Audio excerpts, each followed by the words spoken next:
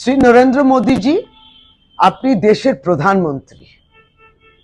আপনি তো বিজেপির শুধু প্রধানমন্ত্রী নন, আপনি কি প্রচার মন্ত্রী হয়ে গেলেন? উত্তরবঙ্গে ভয়ানক পরিস্থিতি, প্লাবন, মানুষের ঘর বাড়ি সব ভেঙে গেছে। একদিকে তো আপনারা পশ্চিমবাংলাকে চিরকালই বঞ্চিত করেছেন, 100 দিনের টাকাও দেননি, বাংলা আবাসের মাধ্যমে তাদের যে বাড়িটা বানানো হবে সেটাও দেননি।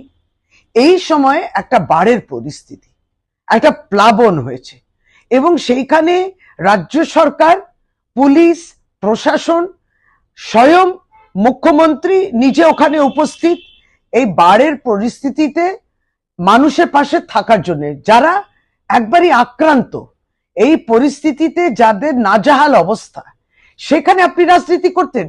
সেই সময় আপনি রাজনীতি করছেন। আপনি ভারতীয় জনতা পার্টির যারা সাংসদ আর যিনি এমএলএ ওখানে গেছিলেন, তাদের উপর আক্রমণ হয়েছে, জনরোষে যে আক্রমণ, আপনার কাছে তো কোনো এভিডেন্স নেই, প্রমাণ নেই, কোনো এনকোয়ারিও করেননি। আপনি তেমনি বলে দিলেন এটা তৃণমূল কংগ্রেস করেছে, তৃণমূল কংগ্রেসের ওয়ার্কাররা করেছে, ওই সাংসদদের উপরে আর এমএলএ কে উপরে আক্রমণ করেছে। এটা হয় নাকি এই সময় রাজনীতি করা? এটা সম্পূর্ণ অসত্য কথা। মুখ্যমন্ত্রী নিজেই বলে দিয়েছেন যে এই সময় আপনি প্রচারমন্ত্রী হবেন না, এই সময় শান্তির প্রয়োজন, পাশে থাকতে হবে। এখানে তৃণমূল কংগ্রেসের প্রত্যেক জনপ্রতিনিধি, প্রত্যেক তৃণমূল কংগ্রেসের সৈনিকরা এই পরিস্থিতিতে, এই প্লাবনের পরিস্থিতিতে জলের মধ্যে দাঁড়িয়ে অক্লান্ত পরিশ্রম করছেন, আর আপনি প্রচারমন্ত্রী হয়ে বদনাম করছেন তাদেরকে। খুবই দুঃখের বিষয়। আর আপনি বাংলার ল অ্যান্ড অর্ডার নিয়ে কি বলছেন, আইন শৃঙ্খলা নিয়ে?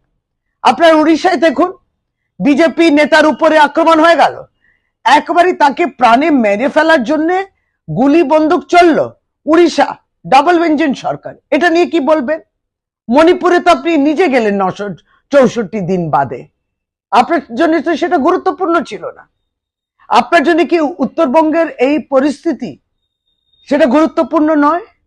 এই সময় তো পাশে থাকতে হবে, পাশে থাকা বার্তা দিতে হবে, রিলিফ পাঠাতে হবে।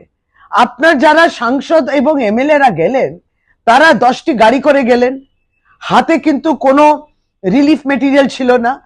ওখানে গিয়ে উল্টো পাল্টা তারা বলছিলেন রাজ্য সরকার বিরুদ্ধে, মানুষের একটা ক্রিয়া প্রতিক্রিয়া হয়েছে এবং তারা গেছেন ওখানে ছবি তুলতে। তৃণমূল কংগ্রেসের নেতৃত্ব কিন্তু মাঠে ময়দানে রয়েছেন, ছবি তোলাচ্ছেন না।